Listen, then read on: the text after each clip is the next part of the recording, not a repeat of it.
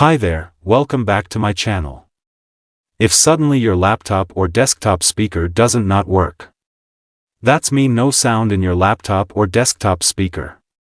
In this case you can see on the taskbar red cross icon in speaker icon. To fix this problem first you need to check audio driver. If the audio driver is disabled, then you will face this problem. So right-click on your mouse on speaker icon, and go to Sounds. Select Playback. And then right on your mouse on the speaker, and enable it. And also make sure your recording option enabled or disabled. For that select recording option.